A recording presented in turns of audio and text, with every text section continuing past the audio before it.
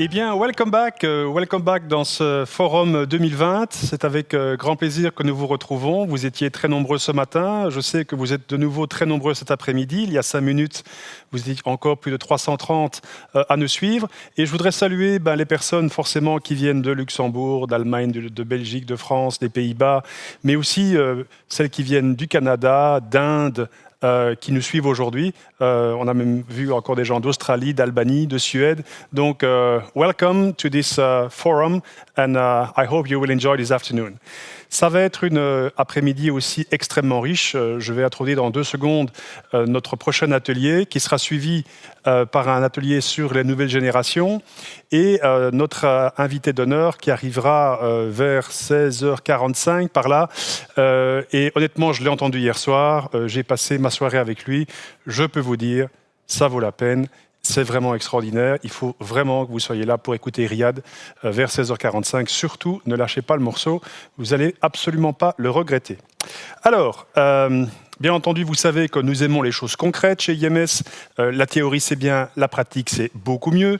Et nous avons vu par les questions que vous avez posées tout à l'heure qu'il y avait beaucoup d'intérêt sur ce sujet d'infobésité, comment on fait, comment en pratique mettons en place les choses.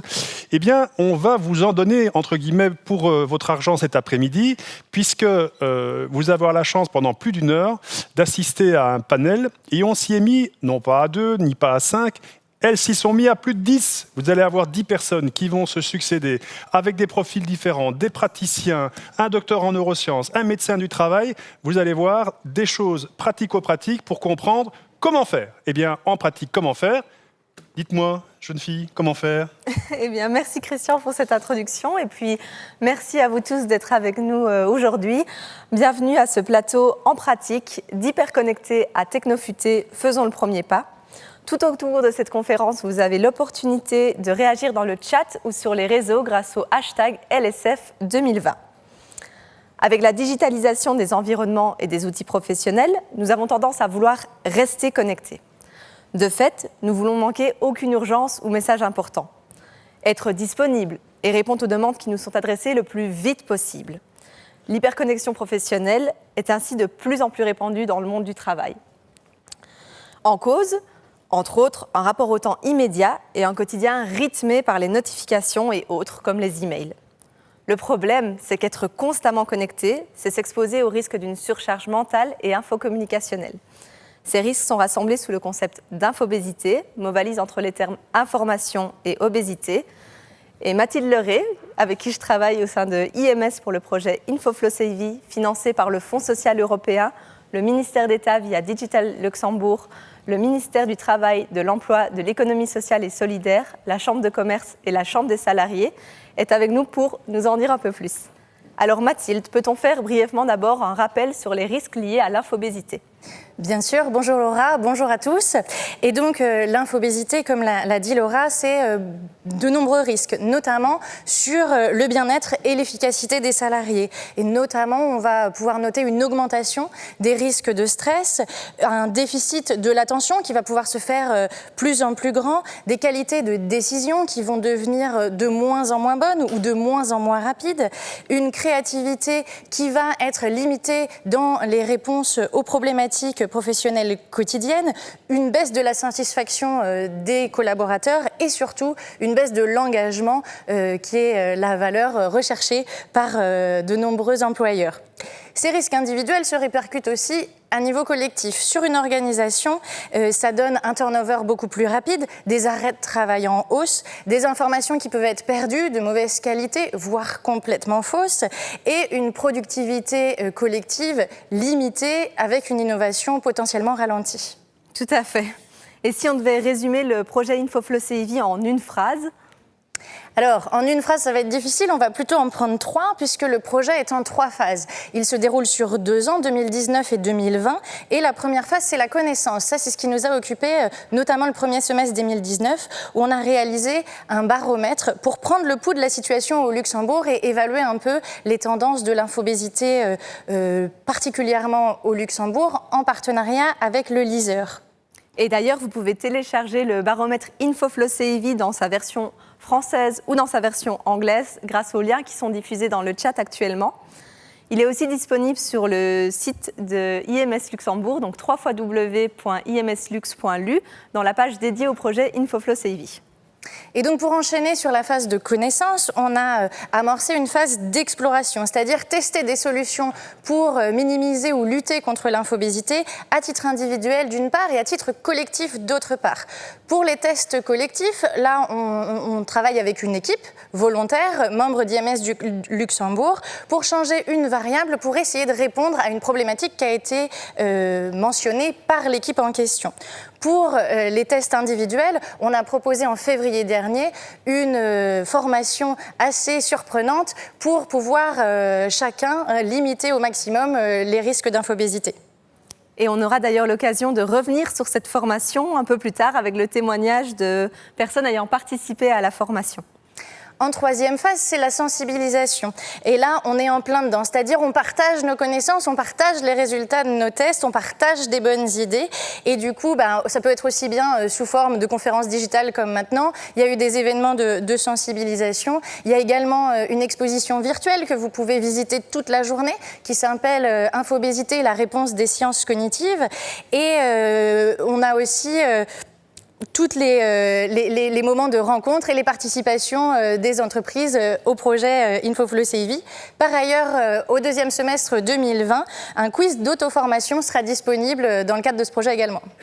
C'est vrai que ce projet a été riche en rencontres et notamment de personnes avec beaucoup de solutions inspirantes et on a voulu les inviter aujourd'hui pour les partager avec vous.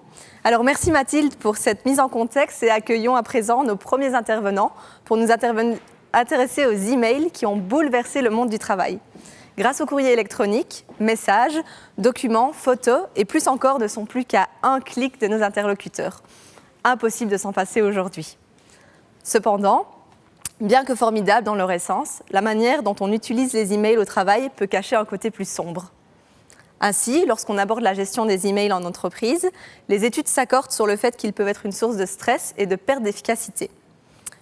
Alors, comment nous impactent réellement les emails et surtout, comment optimiser leur gestion? Pour répondre à ces questions, nous accueillons tout de suite Marc Jacobi, Sébastien Wirtz et Thierry Kellens. Bienvenue. Bonjour.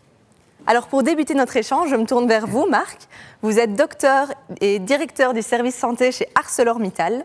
Vous travaillez notamment à la prévention des risques psychosociaux. Qu'avez-vous à nous partager sur le rapport aux emails professionnels? Oui, bonjour tout le monde. Alors, vous évoquez les risques psychosociaux. Les risques psychosociaux, je pense que une gestion performante des mails a toute son importance. Maintenant, quand on voit en consultation, respectivement quand j'anime des formations sur les risques psychosociaux, j'ai quand même souvent des perceptions plus opposées par rapport à l'importance que les mails peuvent avoir dans le cadre de la gestion du stress.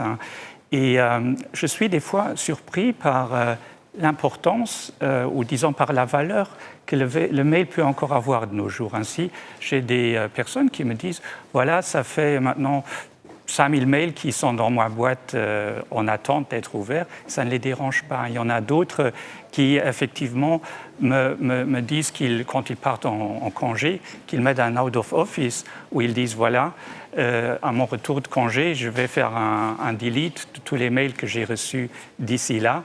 Et après, il faudra vous renvoyer vos mails. Ensuite, il y a un aspect, c'est le rapport émotionnel des mails, où je vois effectivement des personnes qui ont ce besoin d'être en permanence vraiment en temps réel, d'avoir les informations en temps réel. Ça les dynamise, ça leur est indispensable, alors que d'autres, dès qu'il y a notification d'un mail, ils ressentent une angoisse qui monte en eux. Et par rapport à ce constat, où se place le curseur finalement pour un rapport ça à ces emails ou une bonne gestion de ces emails?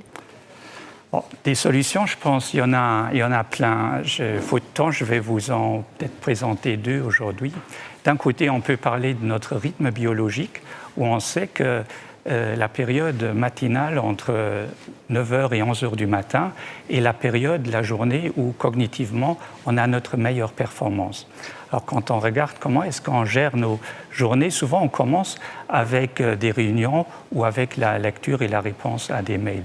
Mais là je préconise d'utiliser ce temps plus efficacement. Pourquoi ne pas limiter maintenant cette durée entre 8h et 10h et 11h du matin à faire les activités qui requièrent le plus de performance cognitive, au lieu de se limiter à des activités routinières. Bon, pour bien le faire, bien sûr, il faudrait aussi s'isoler pendant ce temps-là, c'est-à-dire il faudrait fermer les portes, si on peut encore les fermer, mettre le téléphone en sourdine et surtout éviter que des notifications de mails nous apparaissent. Parce qu'en fait, tout petit dérangement, quand on est dans une phase de réflexion profonde, peut aboutir à ce qu'on ait jusqu'à 10 minutes de perte de temps de travail, ce qui est quand même énorme pendant cette phase-là. Alors je préconise en général de dire, voilà, on va faire un out of office et en disant, je lis mes mails en fin de journée. Si maintenant, en cours de journée, il y a une demande urgente, téléphonez-moi, parce que beaucoup de gens ont quand même beaucoup plus de respect à téléphoner à quelqu'un pour le déranger que de lui envoyer un mail. Ceci permet d'avoir une meilleure priorisation, je dirais, de la gestion des urgences et permet aussi d'avoir plus d'autonomie en fin de journée pour bien, je dirais, gérer nos fins de journée. Après, un deuxième conseil, ça concerne le nombre de personnes qui sont mises en copie d'un mail. Là, je me rappelle toujours d'un prof de fac qui me disait, voilà, si vous prescrivez 3 médicaments à un patient et que vous voudrez en rajouter un 4e, il faudra en éliminer un des 3 autres. Ça, c'est beaucoup plus facile à dire qu'à faire, mais ça vaut la peine parce qu'on évite en fait beaucoup d'effets indésirables liés aux médicaments. On peut transposer ça maintenant à la gestion des mails en disant, voilà, si j'ai par exemple un mail qui demande une action, je mets bien sûr une personne en destinataire, mais je réfléchis bien si je vais peut-être en mettre 3 ou 5 en copie de ces mails et je vais sélectionner ceux où ça apporte une réelle plus-value. Ce qu'il faudra absolument éviter, c'est de faire des return to all, parce que c'est ça qui vraiment qui sature nos boîtes mail. Tout à fait, et merci beaucoup. Sébastien Wirtz, quant à vous, vous êtes directeur général du pôle Virtuncom.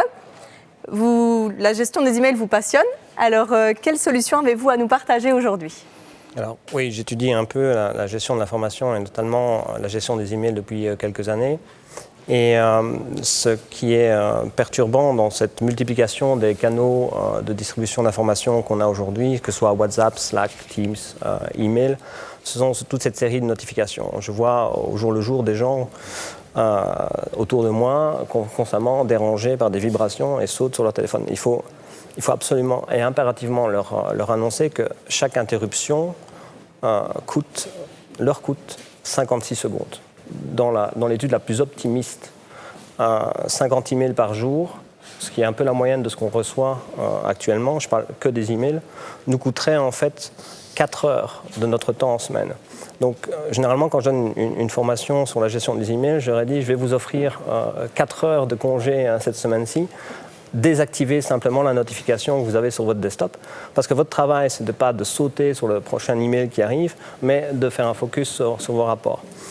La notification, c'est un point. Après, on a, dans cette multitude de réseaux sociaux et autres, on s'inscrit sur certains forums et on reçoit toute une série de newsletters qui sont sollicités ou non. La première chose à faire, et on parlait de vacances, M. Jacobi parlait de vacances, la première chose qu'on fait en revenant de vacances, c'est de structurer un peu et de faire la gestion de ces emails from, et non pas d'effacer les emails non sollicités, les newsletters qu'on reçoit tous les jours, mais en fait de se désabonner. Bien sûr, ça prend peut-être 20 secondes au lieu d'1 seconde de delete, mais au nombre de calculs qu'on peut faire avec les emails, on a forcément une grande, je dirais, une non-pollution de la boîte de réception. Pour cette boîte de réception, et ce que M.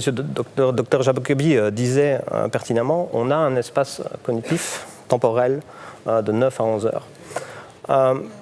On relève son courrier à la maison 1 fois par jour. Et quand je vais dans la boîte aux lettres, c'est pas moi qui le fais, c'est ma femme, mais quand elle va dans la boîte aux lettres, elle prend le courrier, elle ne regarde pas, elle ne le remet pas dans la boîte aux lettres. Donc on traite ces emails, on les catégorise. Je peux répondre tout de suite à une facture que je vais payer, ou ça nécessite, bon, s'il y a une déclaration fiscale, ça prend un peu plus de temps. Donc il faut catégoriser absolument les emails qu'on reçoit. Ceux qui sont à traiter plus tard, ceux qu'on peut traiter dans l'immédiat, si ça ne dépasse pas 2 minutes, parce qu'il faut s'imposer, je dirais, un processing des emails sur 20 minutes. Je dirais que c'est le temps qu'on doit mettre pour vider sa boîte de réception. Je ne dis pas le temps qu'on doit mettre pour répondre aux emails, c'est son plus long, mais il faut faire la distinction entre ce qui est next actions, les informations qu'on attend, parce que le problématique n'est pas uniquement la boîte de réception, mais aussi la boîte d'envoi, les éléments envoyés, et faire les éléments auxquels on attend une information et les éléments qui sont traités, archivés, qui sont directement à lire. Voilà, ça c'est un peu ce que je peux... Très intéressant, merci beaucoup. Thierry Kellen, je me tourne vers vous à présent. Vous co-dirigez l'équipe de Business Development Support chez KCIS, qui fait de la coordination commerciale. Vous et votre équipe, vous êtes donc finalement un carrefour entre les différents services et vous réalisez des tâches très diversifiées. À votre arrivée, l'équipe utilisait une liste de diffusion des emails et vous n'étiez pas satisfait de cette solution. Pourquoi ? Non, parce que la liste de diffusion est à la fois une solution très simple, parce qu'elle permet de toucher tout le monde d'un coup, mais une solution très polluante aussi, puisque derrière, en fait, tout le monde reçoit une même information sans savoir derrière, comme vous disiez juste avant, qui est en tout, qui est en copie. Donc, en fait, on revient un peu sur les mêmes problématiques, de savoir qui doit répondre à ces emails-là. Et donc, en fait, les principaux problèmes qu'on a remarqués, c'est un problème évidemment de doublons, puisque derrière plusieurs personnes reçoivent le message, et aussi le problème de réponse. Donc en fait, on est arrivé à plusieurs fois d'avoir des personnes qui sont dans la diffusion qui répondent aux mêmes personnes ou pas, en remettant des personnes en copie ou pas, et en répondant des choses qui sont parfois différentes. Donc, de fait, de manière générale, on a abandonné cette solution-là parce que beaucoup de temps perdu, pour se synchroniser entre nous, beaucoup de confusion pour le destinataire aussi, parce qu'ils n'en est jamais sûr à 100% qu'il sache à qui il envoie le message quand il envoie la liste de diffusion. Tout le monde n'est pas censé savoir qui est derrière une liste. L'image n'est pas toujours très bonne non plus vis-à-vis de l'extérieur, puisque derrière les gens n'ont pas toujours des réponses très uniformes. Et alors évidemment, beaucoup d'emails inutiles, de nouveau. Donc on parlait aussi ici d'une pollution. Je crois qu'on est déjà tous surchargés par les emails. Donc le fait d'en avoir encore plus et ne sachant jamais si c'est vraiment pertinent ou pas, c'est clairement une solution qui avait fait son temps. Et donc vous avez remplacé cette liste de diffusion par une boîte générique. Comment fonctionne-t-elle ? Alors l'adresse email générique, donc la plupart des équipes de support un peu à tous les niveaux utilisent ce fonctionnement-là, donc d'une boîte commune à laquelle plusieurs personnes ont accès. Donc évidemment, plutôt que d'avoir X mails, on n'en a qu'un seul qui arrive à un seul endroit. Donc évidemment, toute la complexité, c'est de s'assurer du suivi en fait de cette boîte-là, puisque derrière, à partir du moment où un message arrive, ça fait une deuxième boîte en plus de la première. Donc il faut être sûr d'avoir une certaine rigueur pour suivre cette boîte-là. Et alors, comme on disait avant, autant pour une personne qui doit obligée de s'affecter, un peu dire celui-là je le traite maintenant, celui-là je le traite plus tard. Pour une boîte générique, il faut en plus définir, si ce n'est pas la personne qui lit le mail qui le traite, mettre d'une manière ou d'une autre le nom de la personne qui va la traiter. Donc ça, c'est sûr que derrière, c'est un peu complexe à mettre en place. Donc nous, la solution qu'on a mis en place, c'est qu'il y a une personne qui majoritairement suit cette boîte, qui lui dispatche en fait de l'information. Donc en fait, quand c'est important, il téléphone à la personne ou il lui envoie éventuellement une petite notification pour dire « Ah, ben, j'ai un message pour toi, est-ce que tu peux t'en occuper ?» Et alors évidemment, c'est important d'avoir une personne ou plusieurs personnes de backup quand il n'est pas là, puisqu'évidemment, l'ennui avec une boîte comme ça, c'est qu'il faut avoir une réactivité plus importante puisque tous les mails arrivent dans cette boîte commune. Et rapidement, si vous deviez évoquer le point positif que vous en retirez de la mise en place de ce fonctionnement ? Donc le plus gros point positif, c'est le fait de centraliser l'information, permet en fait d'avoir une vue globale de l'ensemble des discussions et des problématiques à laquelle l'équipe peut être confrontée. Donc en fait, ça permet en fait à la personne qui s'en occupe ou aux personnes qui s'en occupent d'acquérir en fait de la connaissance et aussi de mieux connaître en fait les interlocuteurs avec qui on travaille. Donc ça permet en fait d'avoir plus d'échanges, que ce soit formels ou informels, entre les personnes. Ça a quand même facilité aussi la collaboration, puisque derrière, comme je disais, il y en a un qui s'occupe de cette boîte-là, qui la suit au jour le jour, et que derrière, évidemment, vu que lui est obligé de dispatcher l'information, il y a des échanges, il y a des discussions, il y a une montée en compétence de la personne qui suit la boîte, parce que quelque chose qu'il ne connaît pas nécessairement au départ, il va l'apprendre en discutant parce qu'il va être confronté au problème. Plus de collaboration, donc beaucoup plus de collaboration, tout à fait. Autant informel que formel, ça permet de fluidifier les échanges. Merci beaucoup pour ce retour d'expérience. Au-delà de l'organisation de la réception des emails, il y a aussi la question des emails dont nous sommes émetteurs. Sébastien, vous avez quelques exemples de bons gestes à adopter par rapport aux emails que nous envoyons ? Oui, j'avais cru au départ qu'une organisation du flux entrant serait suffisant. Et en analysant au début toute une série d'emails, non pas uniquement dans ma société, mais dans multiples sociétés, j'ai vu que la problématique d'email overload était également la mécompréhension d'un email. Un email mal écrit, il peut avoir, et je vous l'ai montré dans une formation d'ailleurs, il peut avoir 3 lignes et on pourrait mettre entre 50 secondes et 1 minute pour le comprendre, alors que c'est que 3 lignes. Donc il est impératif, non pas d'apprendre à écrire, mais de structurer un email. La dernière fois que j'ai appris à écrire une lettre, c'était à l'école primaire.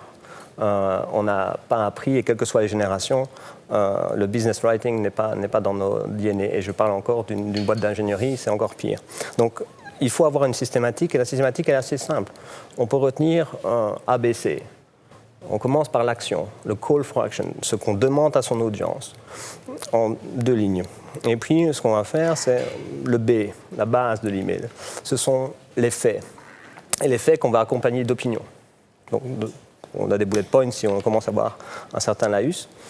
Et le closing. Si l'email devient assez grand, il faut à un moment donné faire un récapitulatif de ce qui est attendu. Si je vous demande de commenter ce document pour lundi 22h et que j'émets toute une série de commentaires sur certaines pages, ce que j'attends de vous, je vais in fine rappeler que le deadline est pour lundi midi, par exemple.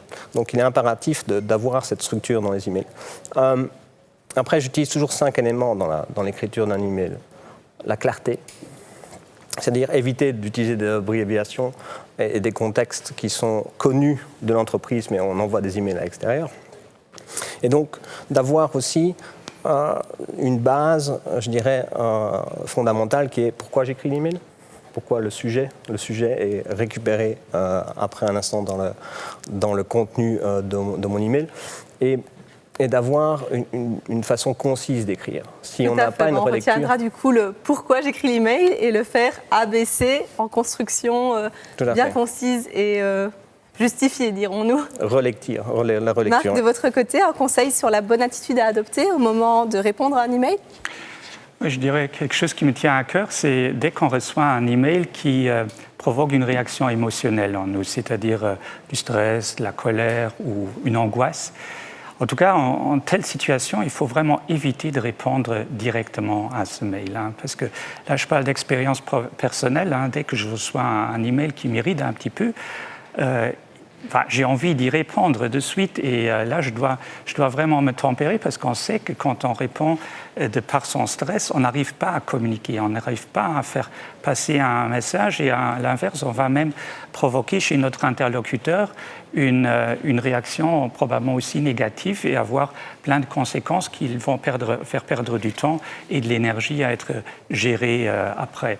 Finalement, prendre le temps de prendre un peu de recul pour communiquer de manière efficace. Oui, c'est-à-dire prendre du recul et vraiment balayer une fois la situation et se mettre dans un état d'esprit positif pour transmettre l'info et pour être dans une approche correcte de communication. Oui. Merci beaucoup. Thierry, en tant que manager, comment encouragez-vous votre équipe à prendre de bonnes habitudes ? Donc, par rapport aux bonnes habitudes, donc on parle évidemment de la façon de travailler en équipe et d'arriver à bien travailler ensemble en perdant le moins de temps possible. Donc il y a 3 axes pour moi principaux sur lesquels on essaie de travailler. Donc c'est la pédagogie, la répétition et aussi la ténacité. Donc la pédagogie, en fait, c'est assez simple à comprendre. C'est de se dire derrière, de faire comprendre l'intérêt que toutes les personnes de l'équipe ont à travailler de la même manière. Donc si on met un outil commun en place, ça ne sert à rien qu'il y en a un qui envoie un email, l'autre qui envoie derrière un SMS, le troisième qui utilise une plateforme. Donc se dire derrière, si on met des outils et que tout le monde adhère au fait que certains outils sont mieux pour communiquer, soit au sein de l'équipe, soit avec l'extérieur. On parlait d'email avant, mais ça pourrait être aussi, on a d'autres plateformes, des SharePoint où on partage des informations, on a du Skype, voilà, je crois qu'un peu tout le monde, on en parlait déjà tout à l'heure aussi. Il y a plusieurs plateformes, chacune a ses avantages, chacune a ses inconvénients. Et une fois qu'on s'est mis d'accord entre nous, je crois que il y a clairement en fait une bonne façon de travailler et de faire comprendre en fait, aux personnes de l'équipe que si tout le monde travaille de la même manière, on peut être que plus performant. Ça, c'est vraiment sur la partie pédagogie. Sur la répétition, ça a l'air un peu bateau, mais la répétition, on se rend compte qu'en fait, les personnes entendent souvent l'information, ça rentre et puis ça sort. Donc, pour faire ancrer une bonne habitude chez les personnes, le fait de répéter et répéter, dire à chaque fois, mais de manière, de nouveau, on revient sur la pédagogie, de dire, voilà, tu as fait ça, c'est pas grave, ça pose pas de problème, mais je crois ce serait plus performant de travailler de cette manière-là. Et de fait, parfois, ça va prendre 1 mois, parfois 6 mois, et parfois, même après 1 an, on n'y est pas encore complètement. Donc là, c'est important aussi d'accompagner en fait, les collaborateurs. La troisième partie, évidemment, c'est la ténacité, puisqu'il faut être sûr que nous, derrière, on tienne bon pour faire adhérer les collaborateurs. Et évidemment, un truc qui est très important aussi, c'est qu'on doit nous-mêmes rester cohérents par rapport à ce qu'on propose, puisque parfois, on va être tenté de dire je vais envoyer un email alors que ce n'est pas justifié, ou d'envoyer un autre message. Donc là, c'est important, ce qu'on propose comme solution, on doit être les premiers à les respecter. Tout à fait. Marc, chez ArcelorMittal, quel serait un exemple de démarche envisagée sur la gestion des emails? Oui, une démarche qu'on est en train d'implémenter, elle vise tout d'abord à créer un cadre général, c'est-à-dire une sorte de politique d'entreprise visant à bien gérer les mails. Disons, ce cadre général définira des règles qui pourront être appliquées par chacun. Et là-dessus, on va ensuite appliquer une formation sur 21 jours où effectivement, tous les jours, chaque collaborateur aura une petite vidéo d'une durée de 5 minutes qui donne quelques bons outils, comment mieux gérer les mails. Comme ça, il pourra les exploiter, les explorer progressivement et ensuite, chaque équipe pourra intégrer ceux qui leur paraissent les plus appropriés tout en restant dans le cadre général. Et en fait, la durée des 21 jours n'est pas choisie de manière aléatoire, mais elle est bien intentionnelle parce qu'en fait, quand on veut changer une habitude, l'être humain a toujours besoin d'à peu près 3 semaines pour changer ses habitudes, ses routines, ses automatismes, et c'est à ça qu'on veut aboutir avec cette démarche. Très bien, merci. Sébastien, quant à vous, vous êtes sur le point de publier un livre à propos de la gestion des emails. Quelle en est la particularité ? Je me suis rendu compte que donner une formation dans l'email management n'était pas suffisant. Les gens sortent de cette formation et se disent « now what ?» Je vais me retrouver face à une inbox de 5000 emails, comment je vais pouvoir gérer ça ? Et au départ, j'avais structuré mon livre en faisant flux in, organisation, flux out, comment écrire. Et le changement est une difficulté à établir dans les entreprises. Donc j'ai établi toute une série de challenges, 50 challenges qu'on peut adopter soit par jour, par semaine, au rythme que l'on veut, dans l'ordre qu'on veut. Mais ces différents challenges apportent avec des exemples les différentes fonctions qu'on doit mettre en place pour une meilleure gestion des emails. Eh ben, j'ai très hâte de pouvoir me pencher sur ce livre. Merci beaucoup. On a bien pu voir qu'en effet, recevoir, envoyer et gérer collectivement des emails, ce n'est pas une mince affaire. Alors, merci à tous les 3 d'avoir partagé avec nous ces solutions. Merci. Je vous invite à reprendre place pour accueillir nos prochains invités. On va se pencher sur plus encore que les emails. Il n'y a pas que ça dans le travail. Il y a aussi aujourd'hui le téléphone, la messagerie instantanée, les réunions, les SMS, Slack, Teams, toutes les autres plateformes. Les informations et les communications sont finalement aujourd'hui multiples, multicanales, multiformes, diffusables partout, à tous, tout le temps. Chacun tente alors d'adapter ses façons de travailler.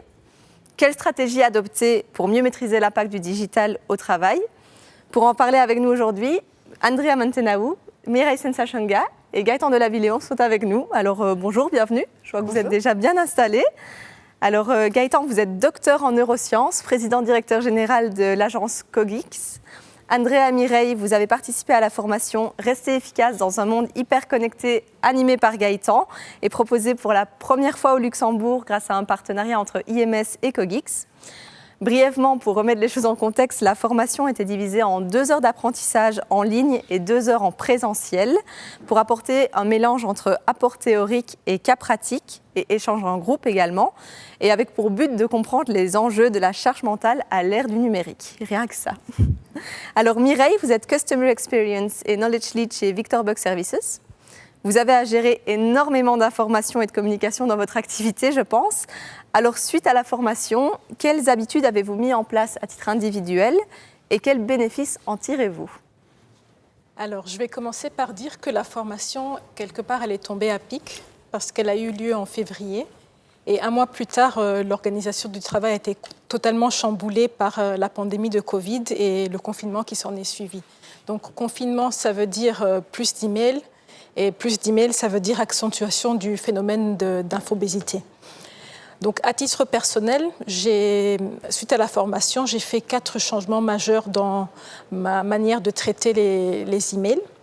La première chose que j'ai fait, c'est de réserver du temps, donc 2 à 3 fois dans la journée pour traiter mes emails. Donc je ne les traite plus au fil de l'eau, je réserve du temps et pendant ce temps, donc, je lis les emails, je les classe et j'y réponds en fonction de l'urgence ou de l'importance. La deuxième chose, c'est quelque chose qu'on a déjà évoqué plusieurs fois pendant la journée, c'est de désactiver les notifications. On n'a pas besoin d'avoir les notifications tout le temps, ça déconcentre. Donc ça, c'est quelque chose que j'ai désactivé. La troisième chose, c'est quand il y a des emails qui demandent du temps pour le traitement. Donc plutôt que de les flaguer ou de les mettre dans un dossier to-do et de se retrouver avec un dossier to-do qui a 500 emails, ce que je fais, c'est que je les glisse dans mon calendrier. Donc je réserve vraiment du temps, 15 minutes pour traiter cet email. La quatrième chose, on a déjà évoqué aussi, c'est le fait de mettre en place beaucoup plus de règles et de filtres.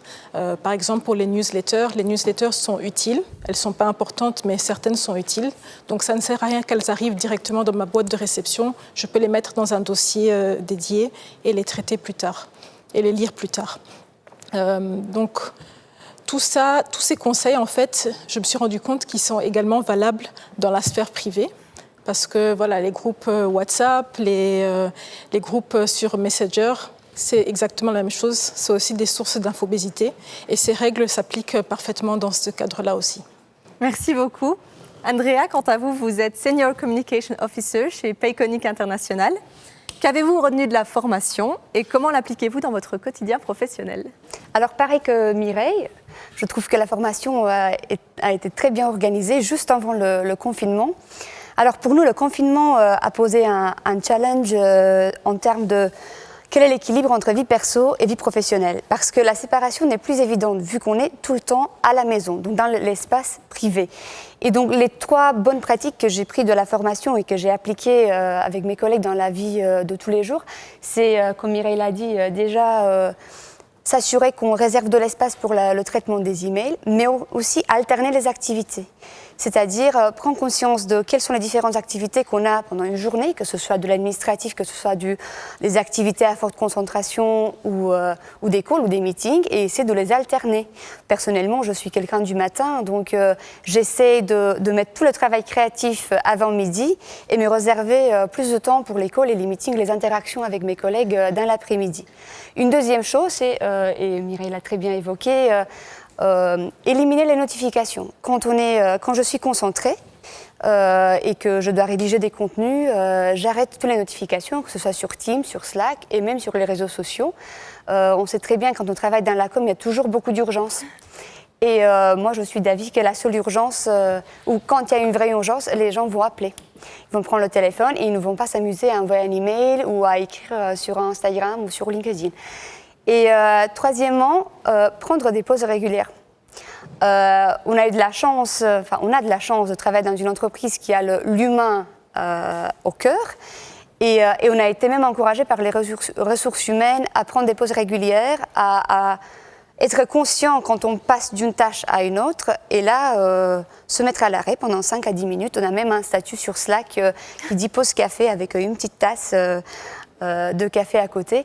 Et donc ça nous a beaucoup aidé parce que c'est aussi montrer l'exemple et encourager les gens et leur dire en fait, vous n'êtes pas obligé d'être connecté tout le temps pendant les 8 heures de travail. Ça ne veut pas dire que vous êtes efficace et ça ne veut pas dire que oui, vous travaillez dur. Ce qui est important, c'est de faire attention à sa santé personnelle pour après être plus productif et plus efficace dans le travail. Merci beaucoup. Gaëtan, je me tourne vers vous. En quoi ces pratiques sont-elles de bonnes habitudes à adopter ? Alors peut-être pour commencer, j'aimerais dire que je suis ravi d'entendre les témoignages de Mireille et Andrea. C'est toujours intéressant de voir comment les neurosciences, les sciences cognitives peuvent finalement en un temps assez court amener à un changement de comportement très pratique au quotidien. Et les comportements qui ont été cités pour différentes raisons, finalement, sont en accord avec notre fonctionnement naturel. Pour prendre l'exemple des notifications, c'est comment utiliser la technologie, par exemple avec les filtres ou l'organisation de son temps avec des temps dédiés, pour venir en soutien de notre attention. L'attention, c'est un phénomène qu'on utilise en permanence sans trop savoir comment il fonctionne. C'est un filtre à l'entrée de notre cerveau qui est non seulement automatique, mais extrêmement fragile et qui va être capté par les sollicitations. D'autant plus que toutes ces notifications, même si on s'en plaint toute la journée, elles ont un caractère récompensant pour nous. Et donc, on va avoir tendance à aller les chercher, même si on ne le veut pas. Et notre attention va être donc déportée, nous éloigner de la tâche en cours, etc. Donc ça, pour ça, c'est une très bonne raison. Ça va faciliter la concentration, mais aussi permettre de réduire la fatigue. De la même manière, le fait d'alterner entre les tâches, c'était dit par le docteur précédemment, on a une variation de nos capacités en fonction de la journée, mais aussi en fonction des tâches qu'on va accomplir.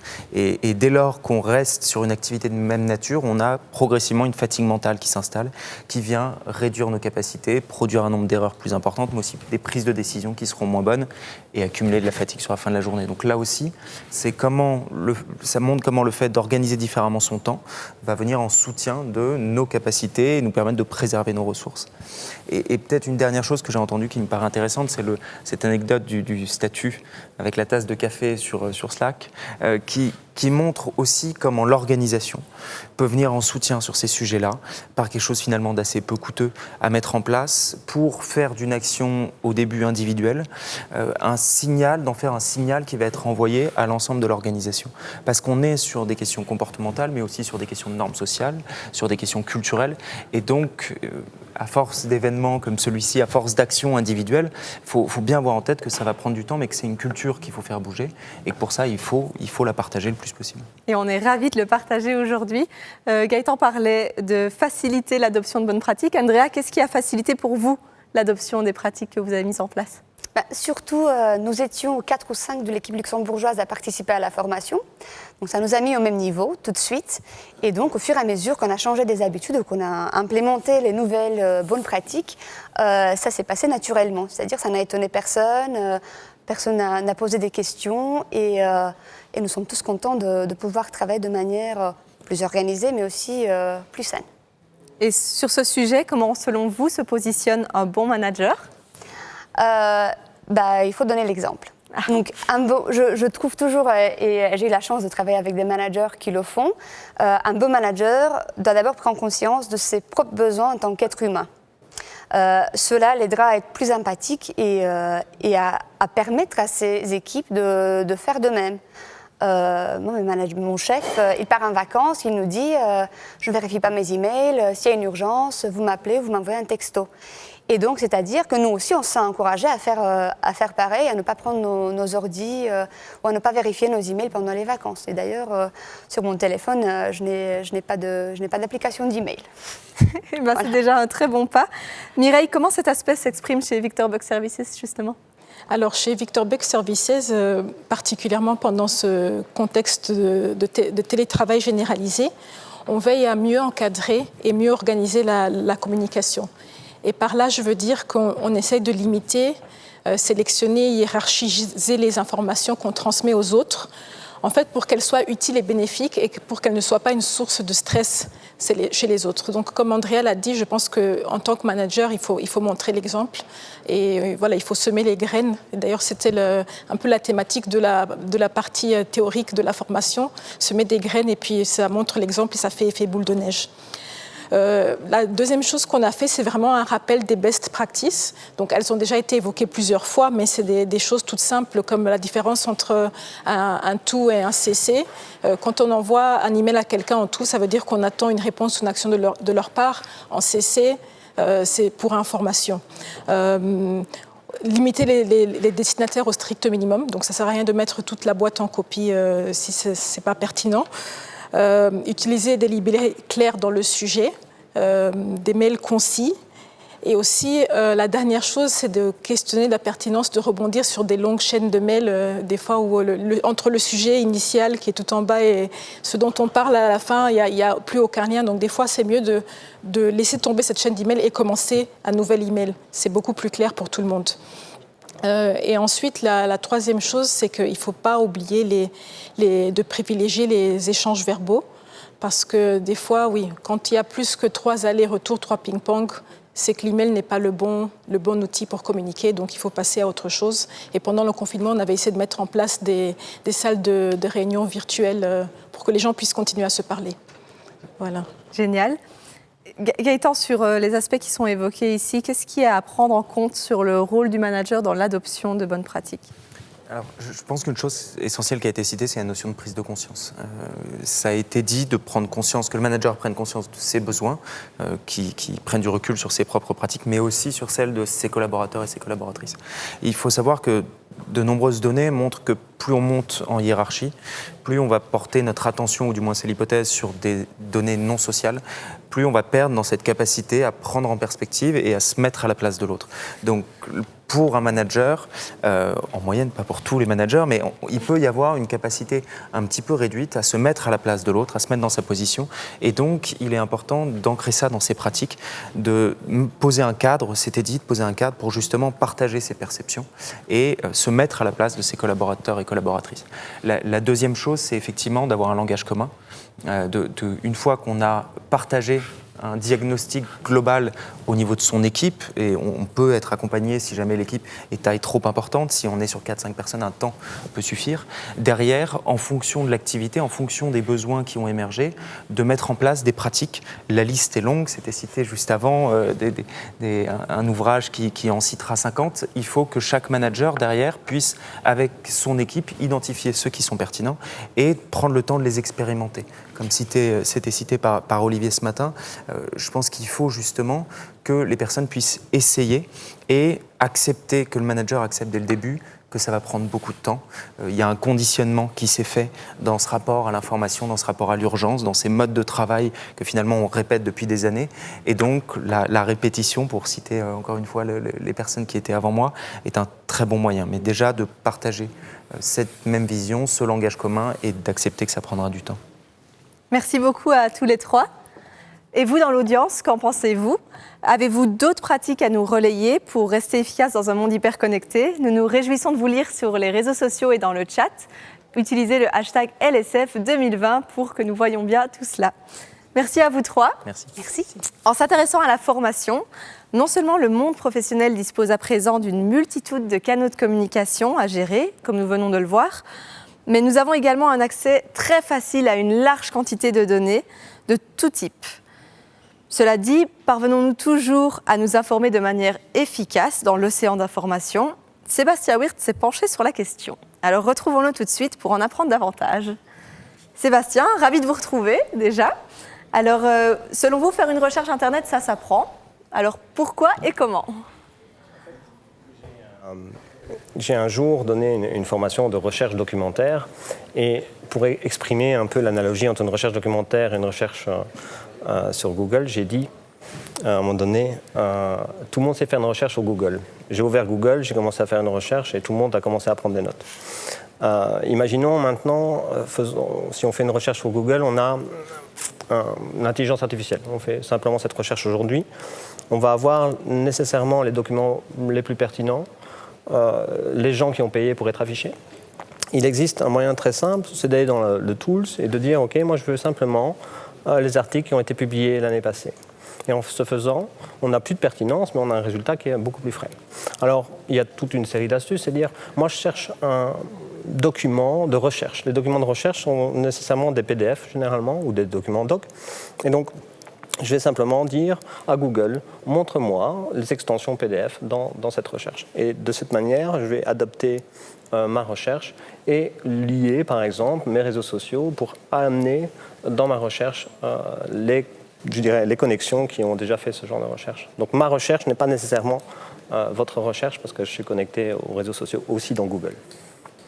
Et malgré cela, on se retrouve tout de même face à une quantité d'informations importante. Alors, quelle est votre astuce pour gagner en temps et en efficacité tout en restant à un niveau sur les sujets qui nous intéressent ? Alors, on met tous du temps pour rechercher une information pertinente, que ce soit dans Google ou dans d'autres moteurs de recherche. On a un temps, si j'établis un document, généralement, je vais prendre référence sur toute une série de documents pour créer ce nouveau document.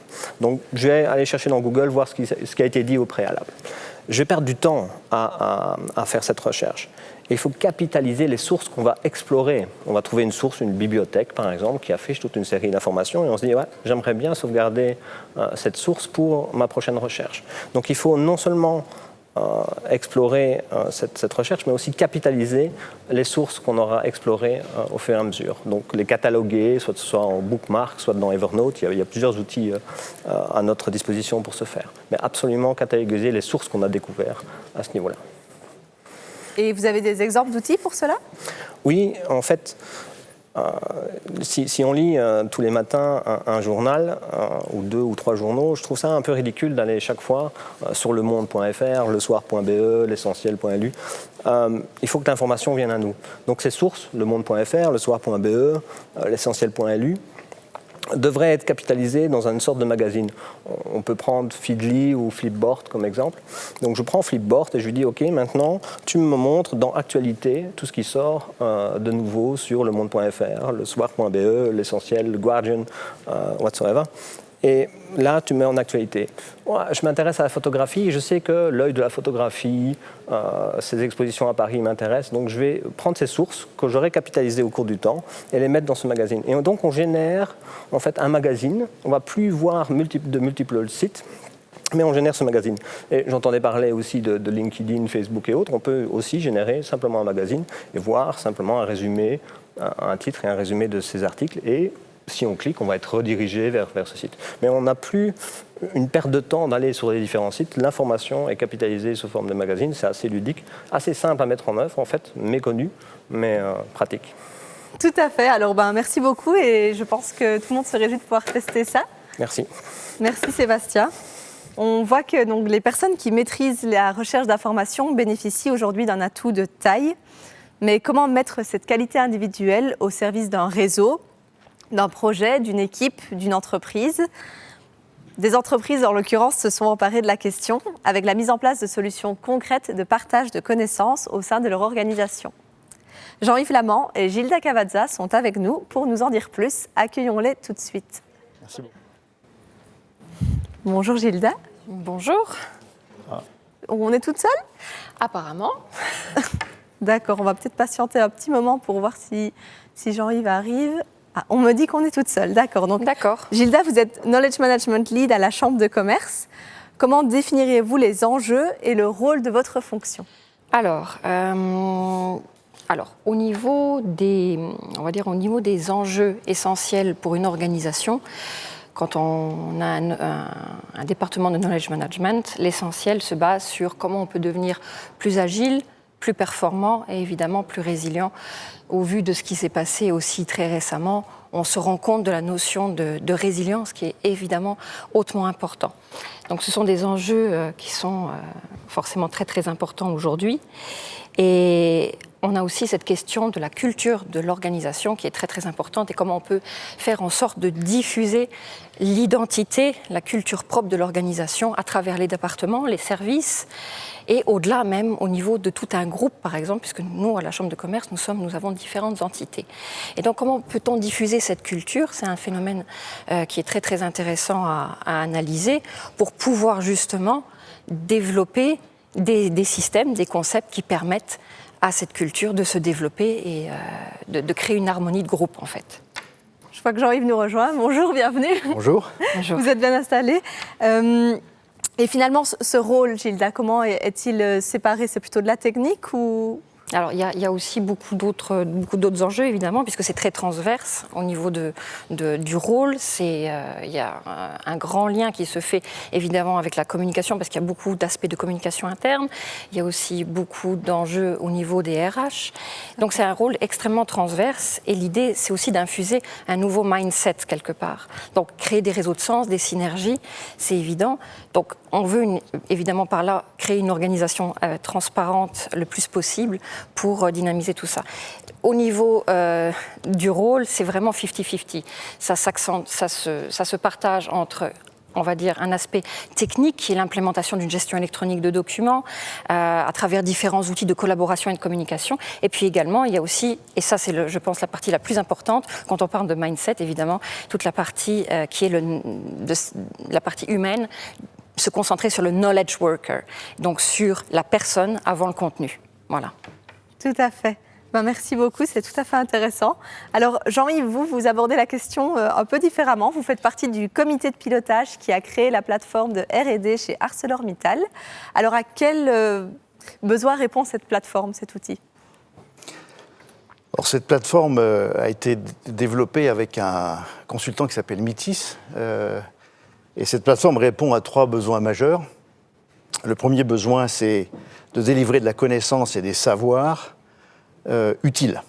Il faut que les savoirs soient utiles. Donc moi, je travaille pour la R&D, effectivement. Donc le premier besoin est que les centres de recherche, en fait, par l'intermédiaire de leurs experts et de leurs chercheurs, délivrent du savoir utile à leurs clients internes, qu'ils soient soit dans des usines, dans les services commerciaux, dans les services stratégiques ou la direction. Et c'est une connaissance validée par les experts qui est en fait le produit majeur de la R&D. Le deuxième besoin, c'est de capitaliser non seulement le savoir, mais le savoir-faire de la R&D. En effet, un des objectifs initiaux de cette plateforme était de recueillir non seulement les connaissances, mais aussi les expériences des chercheurs et des experts. Et en ce sens, c'est davantage le raisonnement de ces experts et de ces chercheurs qu'il est utile de capitaliser.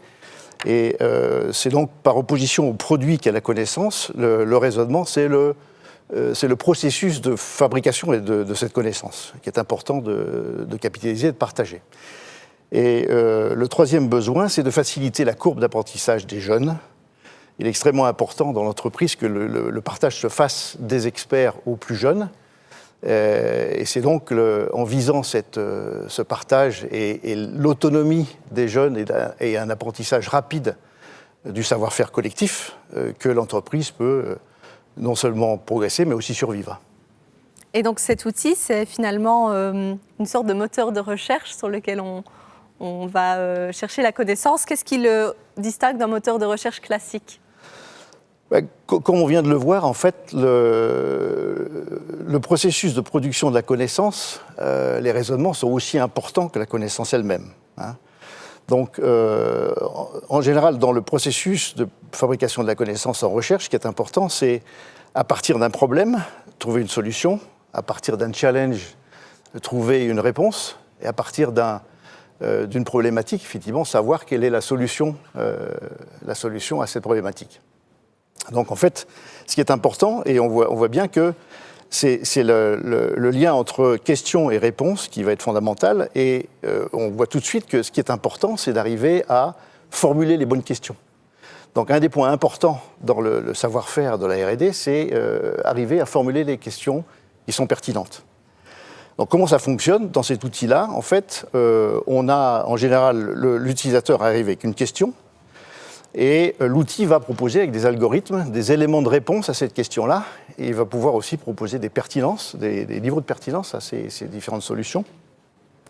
Et les liens automatiques qui sont créés entre les différentes pages proposées par l'outil vont permettre d'avoir accès à des domaines totalement insoupçonnés qui ont des problématiques qui sont équivalentes. Donc on va pouvoir, au-delà d'un moteur de recherche qui, lui, va avec des mots-clés chercher dans un domaine limité, on va avoir accès à des problématiques et surtout des domaines différents. Élargir le champ de la réflexion, finalement, vu que c'est un partage entre tous ces experts de différentes origines et différents lieux. C'est très intéressant. Gilda, elle nous parlait de l'importance de l'humain au sein du partage de connaissances.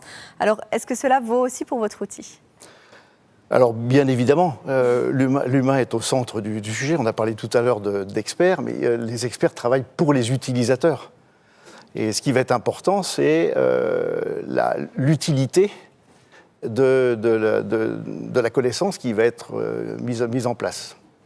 Alors, pour que cette connaissance puisse être utilisée et appréciée par les utilisateurs, il est important qu'il soit dans le processus de fabrication de cette connaissance, parce qu'ils vont eux-mêmes, à travers les challenges qu'ils vont proposer, à travers les interpellations, à travers les questions qu'ils vont poser aux experts, parce que les formulations ne sont peut-être pas forcément suffisamment accessibles, permettent d'affiner cette connaissance et de la rendre utilisable par eux et accessible à d'autres.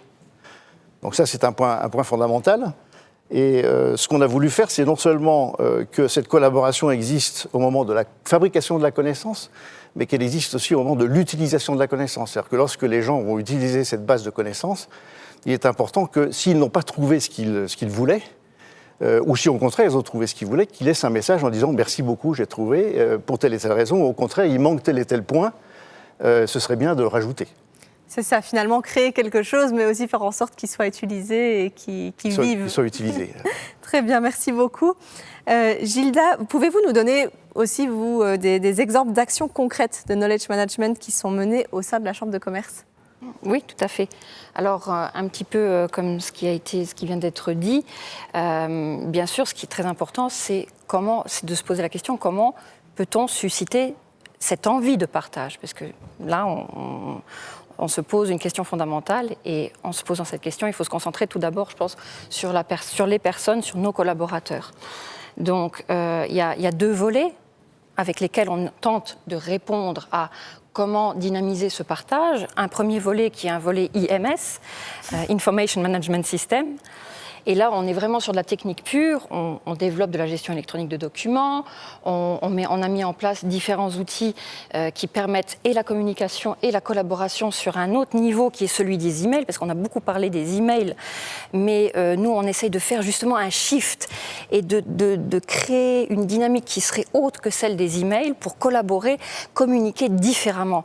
Et ensuite, tirer de ça toute une série de métadonnées. Donc ça, c'est un volet quand même extrêmement technique, mais qui permet le partage, la connaissance et la dynamisation de celle-ci. Mais en amont, il faut qu'on fasse évidemment d'autres concepts et d'autres projets pour susciter cette envie et le besoin à ce moment-là qu'ont les utilisateurs, les collaborateurs, pour partager cette connaissance. Parce que sans eux, il n'y en a pas. Donc finalement, on s'est mis en tête de développer une série de projets, de concepts. Et là, il y en a quelques-uns que je vais citer. Il y a notamment, évidemment, aussi en amont, on a, quand je parlais de mindset, on a essayé de donner le maximum d'énergie au niveau de leadership, de agile et de Kanban. Donc on a quand même implémenté beaucoup de training en amont pour changer un petit peu de formation, pour changer un petit peu le mindset, donner une autre dynamique aussi. Et ça, je pense que ça a été important pour ensuite amener d'autres concepts tels que par exemple la Community of Practice, où on réunit différents experts métiers, ce sont des juristes, des économistes, enfin différents bords de métiers qui se réunissent autour d'une et même thématique. Et ces différents métiers permettent d'enrichir cette thématique-là et on peut la voir à travers différents filtres.